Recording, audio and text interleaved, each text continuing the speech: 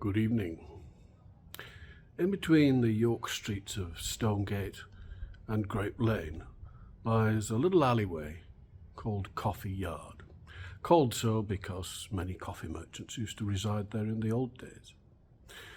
In the middle of that alleyway is this place, Barley Hall, a rather magnificently reconstructed 15th century townhouse. Back in the 1970s, this place was a builder's merchant, of all things. But when they started to do some work over here, they discovered that there were some medieval beams. Upon further investigation, it was discovered that there were more of them. And so the York Archaeological Trust took over the place and then reconstructed it as they imagined it would be in the 1400s. Back in those days, this place was occupied by Mr. William Snorsel, who was a very important local alderman, who was also a merchant of gold and silver, which he sold to the many churches nearby, including the Minster.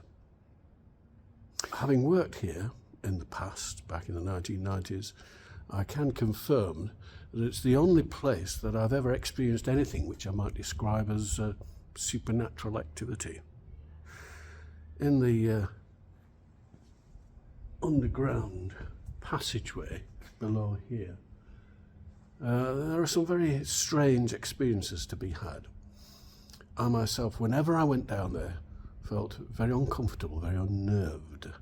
And although I didn't see anything, it was the feeling that really almost overpowered me. It was like a weight coming down on my shoulders. But as I say, I'm not here to talk about this place. Instead, I'm here to talk about another place nearby, a very haunted pub called the Olde Starre Inn, which is just through the alleyway on Stonegate itself.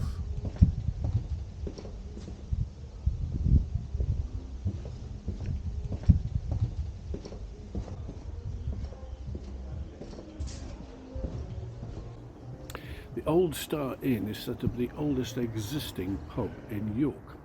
Although the entrance is on Stonegate, the pub itself is tucked right at the end of another spooky alleyway.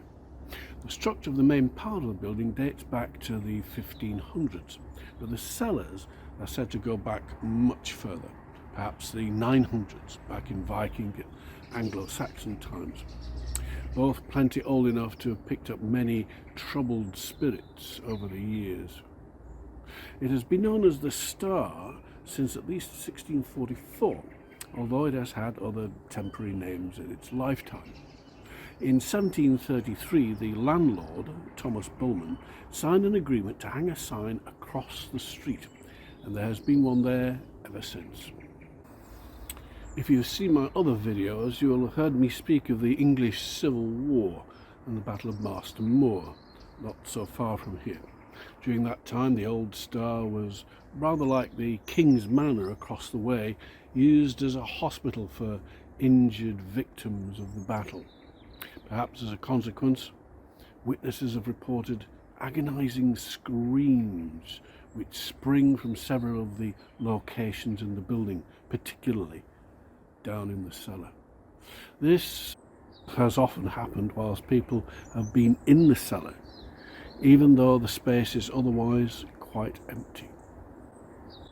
Of course, the Civil War took place many years before infections could be treated properly, and when surgery was both primitive and brutal. It may be no surprise then that the distress and terror of those events have lingered on in some disembodied form down to the present day. However, not all of the encounters are of a disembodied kind.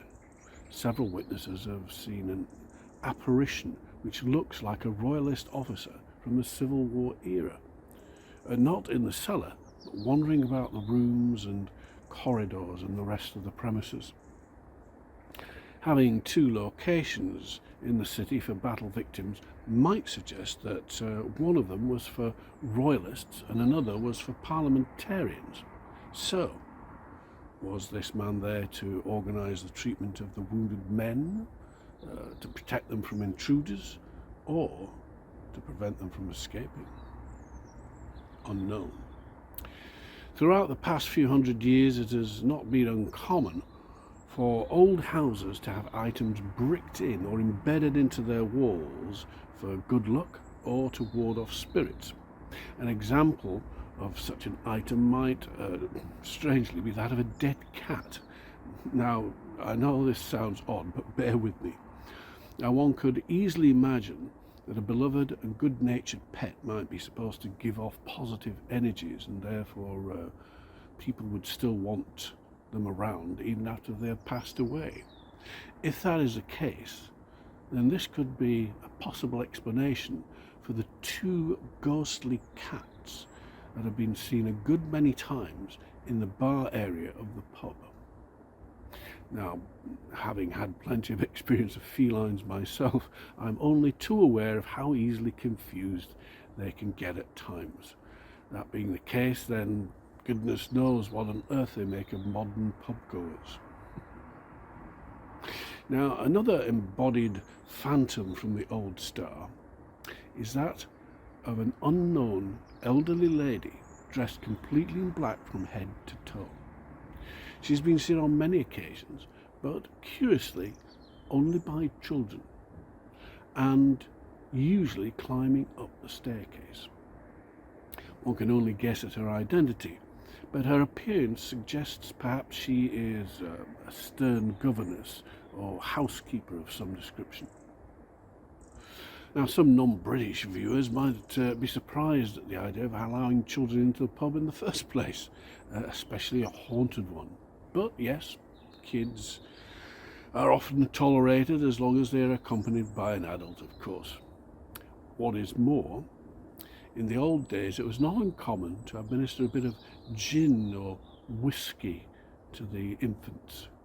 Well, you've got to keep the little blighters quiet somehow. You see, spirits can have their uses.